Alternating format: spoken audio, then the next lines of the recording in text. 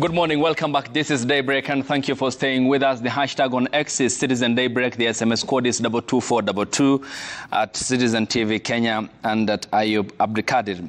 A lot has happened in the course of the week, and one major assignment before the Kenyan people this morning is the public participation exercise, and that in regards to the impeachment motion against the Deputy President, Rigathi Gachagua. The papers equally highlight that his fight back yesterday again at the 11th hour to block his impeachment, but that was not a success. Also, the Standard has the university chaos has caught hands President William Ruto a fresh blow following the conservatory orders issued yesterday by Justice Chacha Mucha regarding the implementation of the new funding model until the hearing and the determination of the matter. This morning with me in studio is Kidi Mwaga on my far right, the convener Interparties Youth Forum. Good morning.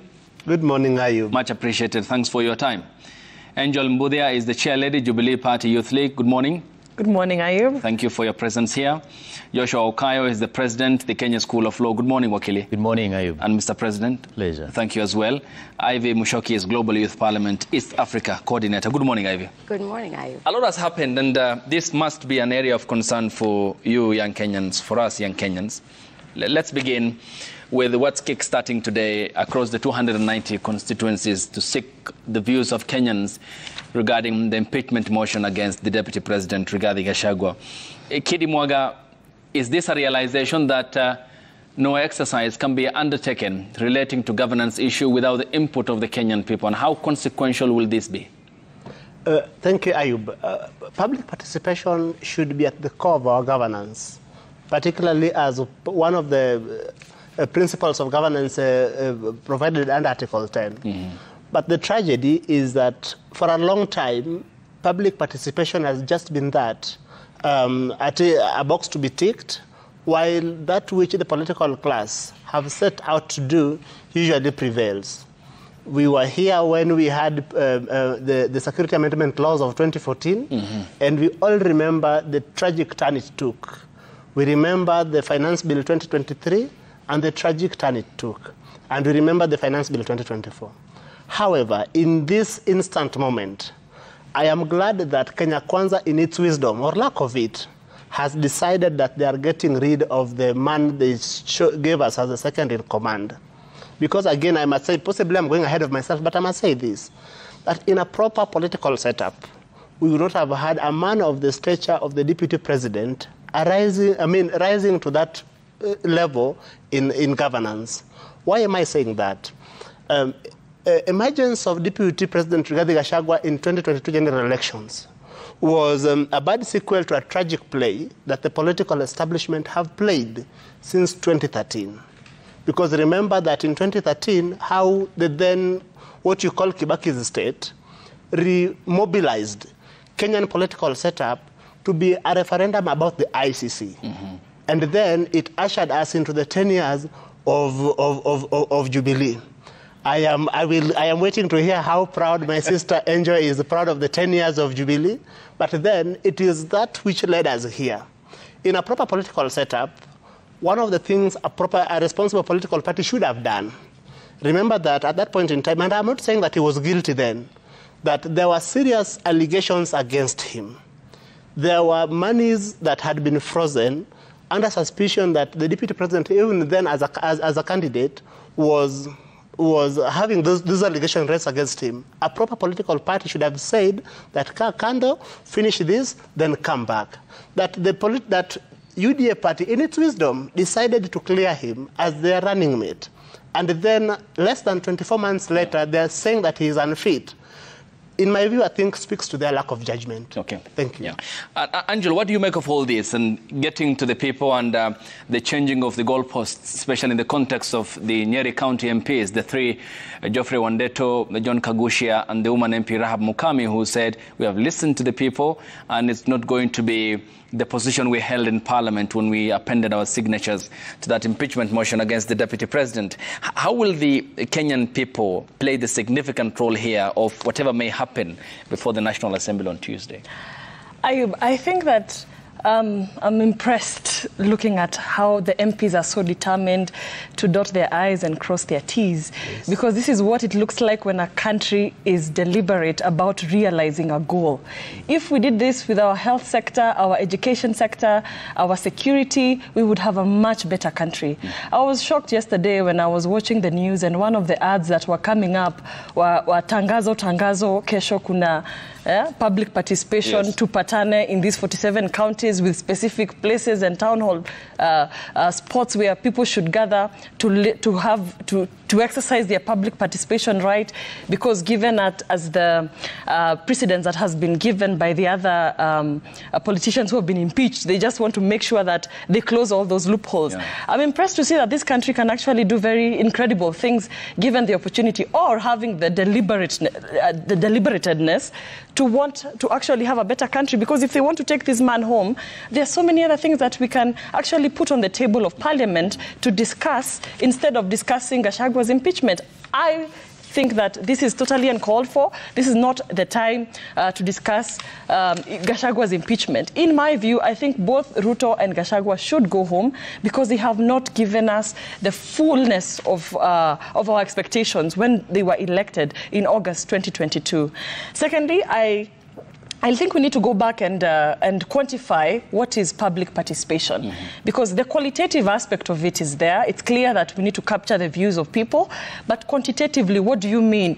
Out of the 11 allegations that are placed on DP Gachagua, how do you say, okay, this one we have to take it out, this one is not true, this one? How do we quantify public participation as a formality or a legal process to verify and justify that, yes, public participation took place? And even when you look at public participation centers across the counties, you can see that it's only 1 point. I can imagine a vast county like Marsabit, a vast county that I mean, you'd have to travel maybe hundreds of kilometers to be able to access a town center where you're going to exercise your constitutional right on public participation. There is a loophole in public participation, but we can all obviously see the intention that Parliament has to cross its T's and dot its I's. I think it's a very big disservice to this nation. And on August 2022, Kenyans made a mistake, but Kenyans made a very big mistake on that day. Okay. Joshua, are we looking at what's constitutionally been for now more than a decade overlooked, and the behavior of the political establishment in viewing public participation or just seeing it as a mere cosmetic exercise? And is that why Parliament is now in last-minute attempts to make sure that what comes before a court of law, if challenged, will not be again a reason as to why the courts may throw away the case against the deputy president if he moves to court on Tuesday, if Parliament decides to impeach him, given that public participation may be a ground that the DP will be seeking to cling on? I think this is it's one of the very few instances where the Parliament will undertake very serious public participation. If you look at very important issues in which public participation should have conducted in the way we see now, it was not conducted. Look at, I think he talked about the Finance Bill 2023 and Finance Bill 2024. Those are very critical, bills that should not go unnoticed by the common mwananchi, that should not go unpassed by the common mwananchi. But you realize that they didn't make even an effort of having something that tells us in these papers. Look, yesterday, Ayub, I bought the Daily Nation, and this one. And there was an inserted template of public participation. You can imagine how many people bought this paper yesterday, all right? So these are people who are engaged in that exercise, even if they didn't get back, even if they didn't fill that template, but at least they saw that something is happening and they are aware. You understand? We also had tangazo, kesho kutakuwa na. You understand? It means these guys were very deliberate. The legislators are very deliberate on this issue. That means it affects them politically. There's a section that supports the president, there's a section that supports the deputy president. And both the sections are sort of, weighing to the extent that if these people say we are getting the deputy president out, then there's a section that says, no, we are not getting this person out. It affects them personally to their heart. And that makes us understand what is more important to these legislators. It is not the people of Kenya. It is not what affects the people of Kenya, but it's what affects their political journeys, because they are trying to align themselves to which side will best fight for their interests politically come 2027 and even beyond. So the thing is this, we are not going to see such effort anytime soon again, unless it is probably an impeachment motion against the president or the deputy president again, or someone in a very powerful position. Otherwise, agricultural bill, health bill or something, we're not going to see that again. Ivy, in hindsight, does this also take us to the brink of testing the capacity of our institutions, Parliament here in this regard? Thank you so much, Ivy, for that question. First of all, I just want to say that the young people are at crossroads with regards to the international space and also the national level space. Young people are looking to be heard. They're looking to feel their voice towards the society. Things have become so tough for them. So by the time you see them on the streets, it's because they're fed up. They're fed up of conformities. They're fed up of systems that don't work. And that means it's going to agitate young people to fight for things such as reforms. So with that regards, I believe that the parliamentary setup right now as we speak is focusing on things that don't actually bring or breed results. And to me, this is a shame, because we have better things to worry about, like the climate hazards that are going on within the country.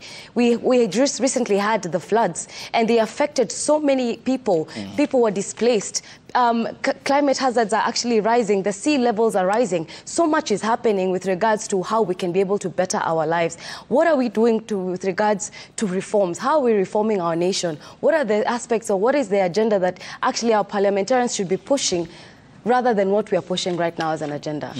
Thank you. So there should be less focus on the politics and more focus on national issues. So when we get back from the break here, ladies and gentlemen, we'll be talking more about that and where the priority areas should be and ought to be, and what appears to be a diversion from the major issues that had underpinned the Kenya Kwanza administration's better plan, which they sold the Kenyan people, and the many issues that outweigh Gachagua's impeachment, of course, notwithstanding his deeply misleading and untrue statements that he made since coming to power, including the misleading statement on inheriting a bankrupted economy. But otherwise, figures from the Kenya National Bureau of Statistics shows that the country had, or the government had at its disposal 3.02 trillion Kenya shillings, including revenues and appropriations in aid, when they came to power, and not what Gachagua sold the public and the world when they were sworn in September. The hashtag on X is Citizen Daybreak. The SMS code is 22422 at Citizen TV Kenya and at Ayub Abdikadir. More after the break here on the broadcast. Stay tuned.